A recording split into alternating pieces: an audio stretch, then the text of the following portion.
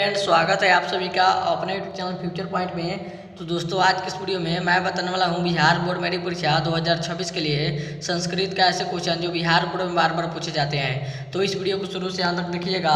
इस वीडियो को कहीं से स्किप मत कीजिएगा और इस चैनल पर नए हैं तो चैनल को सब्सक्राइब कीजिएगा और वीडियो को लाइक जरूर कीजिएगा। तो चलिए स्टार्ट करते हैं आज का वीडियो। तो दोस्तों, यहाँ पे आपका पहला नंबर प्रश्न है, सत्य मार्ग से विद्वान कहाँ जाते हैं। आपके क्वेश्चन है, सत्य मार्ग से विद्वान कहाँ जाते हैं, तो याद रखिएगा देवलोक का जाते हैं। कहाँ जाते हैं, तो देवलोक जाते हैं। यहाँ पे आपका ए ऑप्शन राइट आंसर होगा। आगे बढ़ते हैं अगले प्रश्न को। तो दोस्तों, यहाँ पे आपका अगला प्रश्न है, मंगलम पाठ के रचनाकार कौन है। आपका क्वेश्चन है, मंगलम पाठ के रचनाकार कौन है, तो याद रखिएगा वेद व्यास है। कौन है, तो वेद व्यास है। यहाँ पे आपका डी ऑप्शन राइट आंसर होगा। चलिए चलते हैं अगला प्रश्न को। तो दोस्तों, यहाँ पे आपका अगला प्रश्न है, किसका मुख सोने के पात्र से बंद है। आपके क्वेश्चन है, किसका मुख सोने के पात्र से बंद है, बताइए कमेंट करके। तो याद रखिएगा किसका बंद है, तो सत्या का बंद है। यहाँ पे आपका ए ऑप्शन राइट आंसर होगा।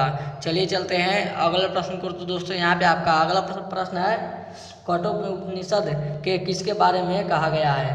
आपका क्वेश्चन है, कठोपनिषद के किसके बारे में कहा गया है, बताइए कमेंट करके। कठोपनिषद में किसके बारे में कहा गया है, तो याद रखिएगा किसके बारे में कहा गया है, तो मोक्ष के बारे में कहा गया है। यहाँ पे आपका बी ऑप्शन राइट आंसर होगा। आगे बढ़ते हैं अगले प्रश्न को। तो दोस्तों, यहाँ पे आपका अगला प्रश्न है, मंदाकिनी नदी कहाँ स्थित है। आपका क्वेश्चन है, मंदाकिनी नदी कहाँ पे स्थित है, तो याद रखिएगा चित्रकूट में स्थित है। कहाँ पे स्थित है, तो चित्रकूट में स्थित है। आगे बढ़ते हैं अगले प्रश्न को। तो दोस्तों, यहाँ पे आपका अगला प्रश्न है, पटना किस राज्य की राजधानी है, तो याद रखिएगा बिहार राज्य की राजधानी पटना है। यहाँ पे आपका ए ऑप्शन राइट आंसर होगा। आगे बढ़ते हैं अगले प्रश्न को। तो दोस्तों, यहाँ पे आपका अगला प्रश्न है, उपनिषद किसका सिद्धांत प्रकट करता है। आपके क्वेश्चन है, उपनिषद किसका सिद्धांत प्रकट करता है, तो याद रखिएगा किसका करता है, तो दर्शन का करता है। किसका करता है, तो दर्शन का करता है। आगे बढ़ते हैं अगले प्रश्न को। तो दोस्तों, यहाँ पे आपका अगला प्रश्न है, सत्य धर्म के लिए किसको हटा दे।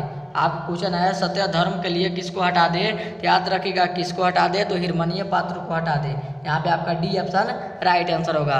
आगे बढ़ते हैं अगले प्रश्न को। तो दोस्तों, यहाँ पे आपका अगला प्रश्न है, करमवीर कथा किसकी कथा है। आपका क्वेश्चन है, करमवीर कथा किसकी कथा है, तो याद रखिएगा दलित की कथा है। किसकी कथा है, तो दलित की कथा है। आगे बढ़ते हैं अगले प्रश्न को। तो दोस्तों, यहाँ पे आपका अगला प्रश्न है, उपनिषद किसका अंतिम भाग है। आपका क्वेश्चन है, उपनिषद किसका अंतिम भाग है, तो याद रखिएगा वैदिक का भाग है। किसका भाग है, तो वैदिक का भाग है। आगे बढ़ते हैं अगले प्रश्न को। तो दोस्तों, यहाँ पे आपका अगला प्रश्न है, पटना के उत्तर दिशा में कौन सी नदी है। आपका क्वेश्चन है, पटना के उत्तर दिशा में कौन सी नदी है, तो याद रखिएगा गंगा नदी है। कौन सी नदी है, तो गंगा नदी है। आगे बढ़ते हैं अगले प्रश्न को। तो दोस्तों, यहाँ पे आपका अगला प्रश्न है, साधक किसको पार करते हैं। आपके क्वेश्चन है, साधक किसको पार करते हैं, तो याद रखिएगा किसको पार करते हैं, तो मृत्यु को पार करते हैं। किसको पार करते हैं, तो मृत्यु को पार करते हैं। आगे बढ़ते हैं अगले प्रश्न को। तो दोस्तों, यहाँ पे आपका अगला प्रश्न है, आग कहाँ लगाई गई थी।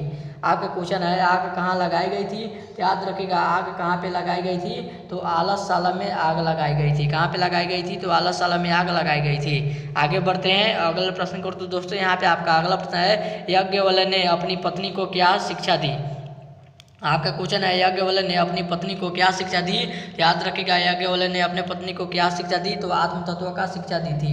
यहाँ पे आपका डी ऑप्शन राइट आंसर होगा। आगे बढ़ते हैं अगले प्रश्न को। तो दोस्तों, यहाँ पे आपका अगला प्रश्न है, नदियाँ नाम और रूप को छोड़कर किसमें मिलती है। आपके क्वेश्चन है, नदियाँ नाम और रूप को छोड़कर किसमें मिलती है, बताइए कमेंट करके किसमें मिलती है, तो याद रखिएगा समुद्र में मिलती है। किसमें मिलती है, तो समुद्र में मिलती है। आगे बढ़ते हैं अगले प्रश्न को। तो दोस्तों, यहाँ पे आपका अगला प्रश्न है, वेदों के प्रति धर्मिणियों का ध्यान किसने आकर्षित किया। आपका क्वेश्चन है, वेदों के प्रति धर्म का ध्यान किसने आकर्षित किया, बताइए कमेंट करके किसने आकर्षित किया, तो याद रखिएगा स्वामी दयानंद ने आकर्षित किया था। किसने किया था, तो स्वामी दयानंद ने आकर्षित किया था। आगे बढ़ते हैं अगला प्रश्न को। तो दोस्तों, यहाँ पे आपका अगला प्रश्न है, किसने कहा पाटलिपुत्र की नगर शोभा देखने में प्रिय था। आपका क्वेश्चन है, किसने कहा पाटलिपुत्र की नगर शोभा देखने में प्रिय था, बताइए कमेंट करके किसने कहा था, तो याद रखिएगा यहाँ पे किसने कहा था, तो ये बाफुल ने किया कहा था। हाँ, बाफुल ने किया था। यहाँ पे आपका बी ऑप्शन राइट आंसर होगा।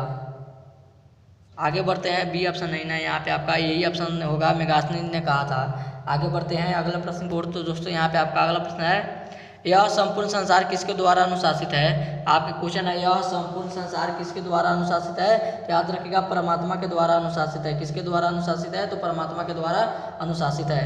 आगे बढ़ते हैं अगला प्रश्न को। तो दोस्तों यहाँ पे आपका अगला प्रश्न है, मंगलम पाठ में किस प्रकार के मंत्र है। आपके क्वेश्चन है, मंगलम पाठ में किस प्रकार के मंत्र है। तो याद रखिएगा किस प्रकार के मंत्र है, तो पदात्मक है। किस प्रकार के मंत्र है, तो पदात्मक मंत्र है। आगे बढ़ते हैं अगला प्रश्न को। तो दोस्तों यहाँ पे आपका अगला प्रश्न है, निरुक्त का कार्य क्या है।